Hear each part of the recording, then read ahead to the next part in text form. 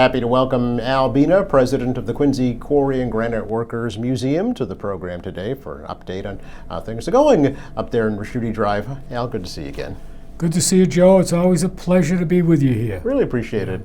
Good timing, I think, too, to bring you in and talk about the museum with October not far off. And I know a very active time in October, right? Yes. At the Quarry Museum, as it is all year round. It is all year round. We were open right through till November. Sure. Yeah. I always like to start with a little refresher. Tell us what the Quincy Quarry and Granite Workers Museum is. Yeah, Quincy Quarry and Granite Workers Museum, basically we're trying to save the history of the granite industry here in Quincy. Turn of the century, it was the largest industry here in the city of Quincy. We have an interesting map in the museum, which I always point out to people. In 1909, it's a city map of 1909, and in 1909 we had 146 working stone operations in the city of Quincy. 146? 146 in just that 1 year, that 1909. Yep. And then it continued on right up through to the early 1900s. Wow. You know. So I mean, it was a really big part of the Quincy's history. Sure. You know, that we're trying to really save. You know, through visuals, through pictures, through artifacts, and through our little museum we have located up in Raschuti Drive. Yes. At the old historic Lions Turning Mill. How old is the museum now, Al? Museum, we're going on about 6 years. Okay. And we actually had a physical little quarry museum, what we could call a quarry museum, where we could actually put artifacts, pictures, and written information. Yeah, but the idea for the museum goes back further than that, right? It does, yeah. Closing in on 10 years, probably. Yeah, we're probably around 10 years. We originally started it. There was an individual, Dave Hodgkins, probably people are familiar with the name Dave. He along with Tom Bonomi back years ago, were trying to save the granite industry, where all the granite industry was really disappearing here in Quincy. The stone sheds were all being sold. The land was being developed into either condos or high-rise apartments or office. And Dave and Tom actually saved a lot of the equipment that came out of those old stone sheds. So this goes back well beyond the 6 or 8 years, really. I got to give credit to Dave Hodgkins. Like I say, he's a tough individual to work with. I worked with Dave for a while, but we got to thank him for having the initiative to save this equipment. You know. Yeah, I know he passed away not too long ago. And Passed away about 2 years ago. There's a tribute to him at the museum, which is nice. The amazing thing is he has 3 trailers located at the Swingles Quarry site. 3 big 55-foot trailers that are just chock full of all artifacts that he had saved. Nice. We haven't even opened we've opened the trailers up, but Dave was a collector. He collected everything. So these 3 trailers are completely full with artifacts that he collected. We've opened them up and we've peeked into them, but we really haven't been able to unload them yet. Oh, all right. So there's still a treasure trove to be discovered. It's still a treasure trove to be discovered. Neat. Definitely, yeah. Well, you know, I mean, there is a museum in Quincy for shipbuilding. Yeah. You know, so why not? Not the other big industry at the time, granite. Yeah. 2 biggest industries. Granite industry really was the biggest to start, and then the shipyard actually was the second biggest industry. That's right. Granite came first. Granite came first. We always got to put granite first. Yes, yes. I know the mayor always puts granite first. You know, he always says, he always mentions granite when he's talking about anything. You know? So. So the museum, how many members, I guess, would you say it has now? Right now, we've got about 140 members. Okay. Unfortunately, with the pandemic, we actually lost members. Yeah. For what reason? I can't figure it out. Right. But I don't think they passed away. I don't know whether the pandemic changed everything that seemed like back then, you know. So we lost about 30 members, you know. So hopefully we'll get them back eventually. And who can be a member? What's the benefit of being a member? Anyone can be a member. We have members we have members across the whole country, up and down the East Coast and out to the West Coast, because many of the members that view our website, you know, they say, gee, my grandparents or my great-grandparents worked in the granite industry. Gee, you know, I'm glad you're trying to save this, and they'll write us a membership. So like I say, we get membership up and down the East Coast and all the way out to the West Coast. Nice. So it's great, you know. And what do you get for being a member? What you get for being a member? You get a newsletter 4 Yep. times a year. We try to put out a newsletter 4 times a year. And again, any of our meetings are all open to all our members, that we put on. Presentations we put on are open to all our members. Right. Yeah. And what does it cost? I think our membership starts at a student membership, I think starts at $5. Individual, I think it's 15. Okay. Then it goes up to business, 25, patron 50, and I think a business is 100. So Okay. it's varying scale as you go up. But I think it starts with students at 5, and then it goes all the way up to business at 100. Okay. So it's not cost prohibitive. No. It is a nonprofit organization. It is a nonprofit, yes. We're definitely a 501c3 nonprofit. So what's new at the museum, Al? What's going on lately? What's new at the museum? Well, we have a couple of new displays in the museum that were just built by what I call our historian, Tom Bonomi. He built a model of the actual first commercial rail car in America here that actually was used on the Granite Railway that transported granite from the Quincy Quarry down to the wharf in the Ponset River to transport granite over to the Charlestown to the Bunkill Monument. So he built this. It's actually a scale model of the actual rail car. It's really interesting. And he also built, along with that, he made a model of the actual foundation and the rails that Ridley Bryant designed, the railway he designed, how he constructed this railway with the base materials, Okay. and then the rails, and then the cap rail on top. So you can actually see both the actual, what the rail actually looked like, the actual foundation of the rails, all the way down to the Ponset, and also the first commercial rail car in America. Yeah. And it's great seeing the actual model versus a picture. You know what I mean? So we got 2 great models that are in the museum now. Okay. Those are outdoor displays, or are they? No, they're indoor displays. They're So indoor they're scaled down. displays. Scaled down Okay. versions, yeah. Okay. So I would think certainly trained historians would be interested in that, rail historians, right? But also maybe people in the construction industry to see how things were done back then. Back then, yeah. Or just an architectural student, perhaps, to see how things were built. Yeah. Yeah, Ridley Bryant, he had no concrete back then. He didn't build it with cement. He Right. built it with good old freestanding stone raw walls and Yeah. lined it. And so it's kind of interesting. Yeah. Good for Tom. I know this is a passion of his. It is. Has been for a long time. Yeah. So what else? What else? In the museum, we've changed some of our displays, some of our picture displays. We did a little display on sculptors of Quincy. Oh. We enlarged that, the sculptors of Quincy. And then what else did we do? We did along with the models, we did an actual pictorial map of the actual route of the actual first commercial railroad.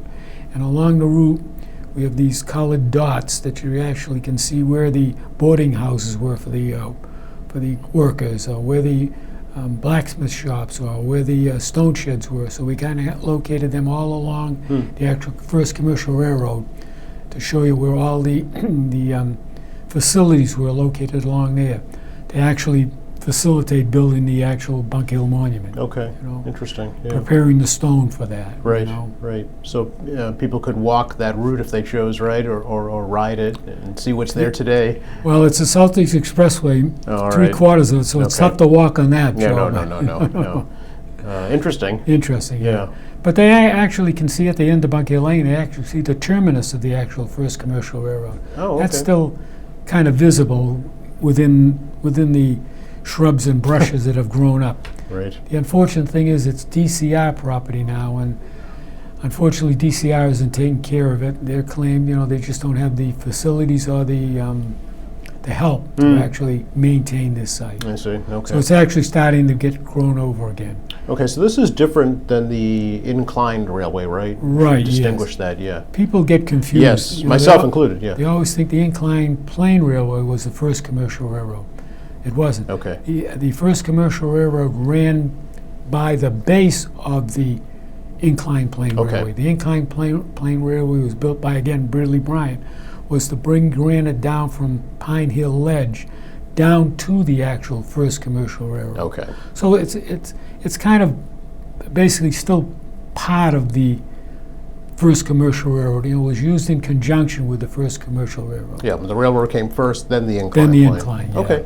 Yeah. See, I'm learning something already. You've got some outdoor displays too. I know that you've literally uncovered, right? Yep, well, uncovered. We haven't dug, but what Right. we've done is we've cleaned up the inside of the mill, and now it's actually visible, again, as the actual stud locations of a lot of the machinery that was actually located in the mill. And an example is, again, turning a 28 or 30 foot turned monolithic granite column, one single piece of granite on a lathe. Just to imagine how large that lathe was. We don't have a lathe, we have a picture of the lathe, but they actually now you can stand there in the turning mill on the grounds and actually see the stud location and the foundations of what this massive lathe, the size of this massive lathe, just to turn this massive column. Yes, yeah. And I can't imagine the blade that would be required, to turn that piece of granite. Yeah. When people say, when we tell people, it was turned on a lathe, they think of a lathe as a lathe today. Well, physically the lathe still looks the same, but the cutting surfaces were much different. Sure. Lathe today, you kind of have a straight tool, and it goes into whatever the material you're cutting, a wood or a metal, and it shaves it off. Well, this, you can't shave granite. You've got to chip granite off. Yep. So what it was, they had these round cutters, these round circular cutters that were located on the cutting head that would rotate and would actually chip the granite away to form the round columns or any round cylindrical object. Yeah. So it was a chipping operation. It wasn't a cutting operation. Okay. But it was all done on a lathe. It's interesting, yeah. Yeah. You never know, you might have one in one of David's trailers. Who knows what's in those? Fortunately, when we did clean up here at the beginning, I'd say maybe a year and a half ago, when we started to do some cleaning, we actually did find one of these round chipping blades. Oh, okay. So we're really fortunate to have that one round chipping blade so somebody can really see when we talk about how it was chipped away, they can actually see the actual cutting source of that chipping. That's great to have that, because you think of a lathe today, everybody thinks of a wood shop, wood right? Shop, yeah. right? Yeah. Nothing like that. Nothing like that. Yeah. So you're not allowed to dig at the turning mill. Is that right? Well, it's on the National Register. It's on right. the state. It's on the State Historical Register. It's on the Federal Historical Register. So we can't do any digging. We can't do any digging, but an archaeologist can go in there and excavate. Gotcha. We'd have to have an archaeologist on board to do any actually physically digging. Okay, which I imagine would be rather expensive to have done. Yeah, it would be, unless you can get one of these colleges that do archaeology, and they have archaeology digs. Okay, sure. We'd like to someday, like the engine room itself. In the engine room, not to jump to the engine room, but the engine room was located on the south end of the turning mill, and it was separate from the actual turning mill itself, but it was actually connected with a separate wall. That's where the boiler, the steam boiler, and the actual steam engine was located to turn all the equipment in the mill. The mill never had electricity, so everything was belt driven off of pulleys and shafting from the steam engine that was located in the engine room. Well, how was it fired? Was it coal-fired? It was coal-fired, And you mentioned archaeology. We level the inside of the engine room now to make a display area where we put our easels up and we have all our pictures. Again, this is all outside, but we were allowed to bring a material in what we call a crusher run in there and level that, because we didn't do any digging. Mass Historical says we can level things, we can't dig. Gotcha.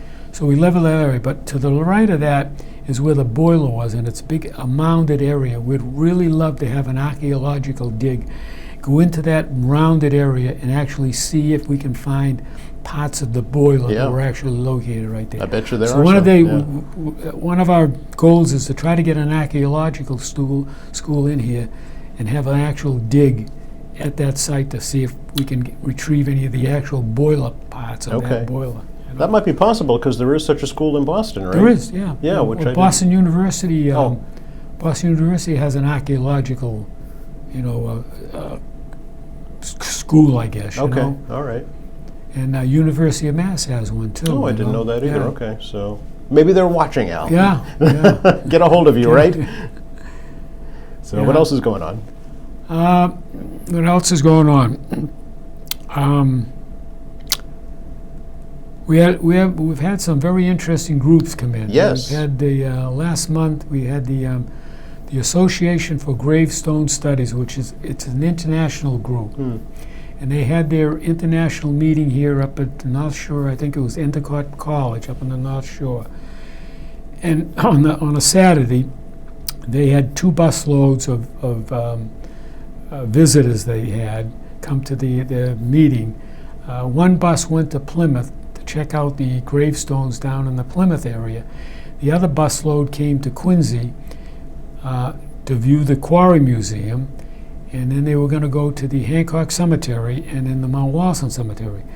Well, they arrived at the turning mill and the museum around 8:30, and they didn't leave till almost 10 o'clock. So we had them almost for 2.5 hours. They didn't want to leave. We put on presentations for them. They viewed the museum. We also put on stone finishing demonstrations and also stone cutting demonstrations and stone splitting demonstrations. So they were really interested in that, and so we kind of delayed their exit to visit the 2 other places in Quincy. I don't know if they ever made Mount Walson, but I think they made the Hancock Cemetery. But like I say, they spent almost 3 hours with us there. Well, it's nice to have topics of interest that they want us to they learn were about. really interested, Yeah. in what we were doing, and they did get a great kick out of we let them actually put the feather and wedges in the Yes. stone. We pre-drilled the stones. Let them put the feather and wedges in, and then they actually hammered and split the granite. Now, normally this is for young kids to do, right? Right. So The adults really got a kick out of sure it. they did. Some of them were really amazed Yeah. how they could actually split the granite. So that was one of the big draws. Everybody had to try their hand at it, right? Yeah, we split quite a bit of granite that day. But I mean, it's great to bring groups in like that. Yeah. We love to have groups like that come in. You know Sure. what I mean? And again, we encourage, get in touch with us. You can bring a group in at any time. Okay. Just call us and we'll make arrangements and put on demonstrations and open the museum up. So we're always open anytime, really. Okay. Normally, we're only open the first weekend of the month. Right. You know, from 11 to 3. But we are open on any special requests that we get. If anybody individually wants to visit the museum, just give us a call, and we'll open the museum. One of our members will be up there and give you a little tour and maybe even let you split some granite. There you go. All right. Good to know. Yeah. 472-1322 is the phone number. That's the number, yep. Okay. Yep. Excellent. Yeah. What else? We did have another interesting group. There's an architectural school in Boston, Boston Architectural College. They came in. The instructors were giving a course on building with stone, because many of the Boston buildings, in the early 1900s, were built of stone. Some of the famous architects, Gridley Fox Bryan Jr. Gridley Bryan's son was actually one of the major architects in Boston that did a lot of building of granite, using granite in building in Boston. So this architectural college, this course that these 2 instructors, they were specializing in building with granite, or stone, And when they saw our website, they thought it'd be interesting to bring their students out to us, and they did. So the first group, we had about 8 students come. We've got another group coming later on from the same class. And we put on a presentation for them. We gave them a tour. Again, we went through the stone splitting, we went through the stone finishing, and they really enjoyed that. Great. So it was great to have them. And they are actually going to, for us, they're actually part of their course. The instructors are going to have them do a landscape architect of what we should do at the turning mill to make it more presentable for people to come to view. Okay. All right. So we kind of gave them a rundown of the equipment we had. They Yes. saw the equipment we had. So they're going to not only go back and now they get the history of the granite industry and also building of stone, but they're actually architectural landscapers. You know, that's part of their course. It's going to be landscape architecture. So each student is going to have his own project, and he's going to come up with some ideas of what we should do, how we should locate this equipment to make it, you know, enjoyable for people to walk around. So that'll be an interesting, you know, there'll probably be about 12 or 14 different proposals that they'll submit. Okay. And the instructor said they'll actually give us copies so we can work with them, you know, as we go out to an architect to say, gee, this is what we'd like to do. Yes, yeah. So I mean, it was kind of great that they have them come. You Yes, know? absolutely. Everybody wins from that visit, From that, right? yeah. Because the turning mill wasn't designed for visitors, right? It was No, designed to work. To work in, yeah. Okay. So again, we want to have eventually we want to have it, you know, a landscape architect come in there and really lay out how we should display this equipment. Yes. And how it should be placed around the mill or even around the mill grounds. You know, so you can it'll actually have it'd be like a walking industrial quarry park. Like a living Like display. display, Very yeah, nice. yeah. Excellent. So Lots to look forward to. yeah.